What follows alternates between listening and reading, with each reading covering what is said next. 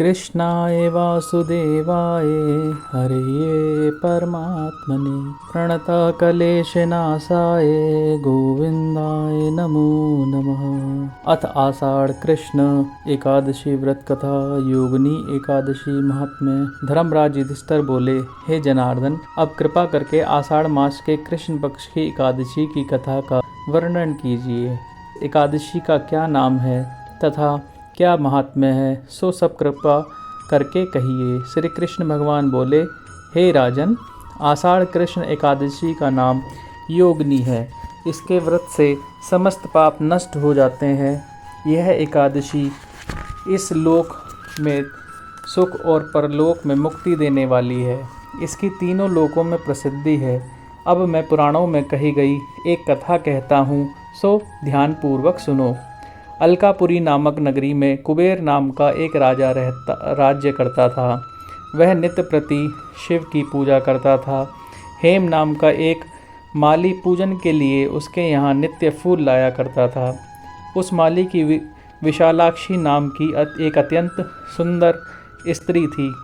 एक दिन वह मानसरोवर से पुष्प तो ले आया, परंतु कामासक्त होने के कारण वह अपनी स्त्री से हास्य विनोद तथा रमण करने में लग गया। जब दोपहर तक माली पुष्प लेकर राजा के पास नहीं पहुंचा, तब उसने सेवकों को आज्ञा दी कि तुम लोग जाकर हेम माली के न आने का कारण ज्ञात करो, क्योंकि वह अभी तक पुष्प नहीं लाया है।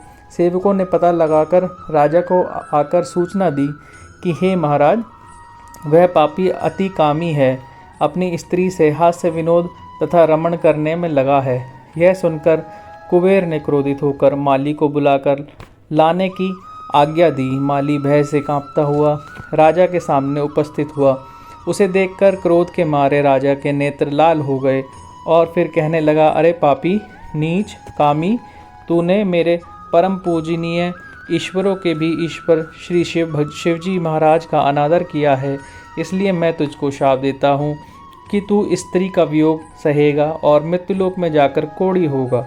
कुबेर के शाप के कारण वह माली स्वर्ग से पृथ्वी पर जा गिरा और उसी क्षण कोढ़ी हो गया। उसकी स्त्री भी उसी समय उससे अंतर्ध्यान हो गई। मृत्युलोक में आकर हेम माली ने महान दुख भोगे। भयानक जंगलों में बिना अन्न और जल के भटकता रहा। रात्रि को निद्रा नहीं आती थी, परंतु शिवजी की पूजा के प्रभाव से उसको पिछले जन्म की स्मृति का ज्ञान अवश्य रहा। घूमते घूमते एक दिन वह मार्कंडेय ऋषि के आश्रम में जा पहुंचा। मार्कंडेय ऋषि अत्यंत वृद्ध थे और उनका आश्रम ब्रह्मा की सभा के समान लगता था। हेम माली वहां जाकर उनके चरणों में गिर पड़ा। उसको देखकर मार्कंडेय ऋषि बोले कि तूने कौन से ऐसे कर्म किए हैं जिससे तू कोढ़ी हुआ और महान दुख भोग रहा है। इस पर हेम माली बोला, हे मुनि, कुबेर का सेवक हूँ। मैं राजा की पूजा के लिए नित्य प्रति पुष्प लाया करता था। एक दिन अपनी स्त्री के साथ विहार करते करते देर हो गई और दोपहर तक पुष्प लेकर न पहुँचा, तो उन्होंने मुझे शाप दे दिया कि तू अपनी स्त्री का वियोग सहते हुए मृत्युलोक में जाकर कोढ़ी बन तथा दुख भोग। इससे मैं कोढ़ी हो गया हूँ और महान दुख भोग रहा हूँ।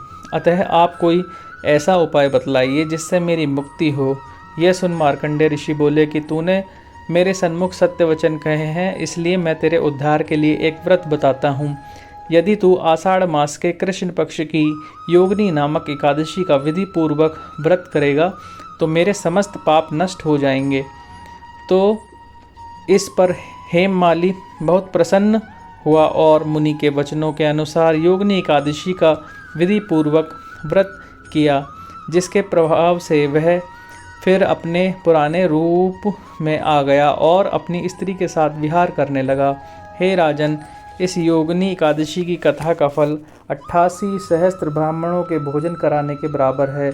इस व्रत के प्रभाव से समस्त पाप दूर होकर अंत में स्वर्ग की प्राप्ति होती है। बोलो श्री सच्चिदानंद आनंद कंद भगवान की जय।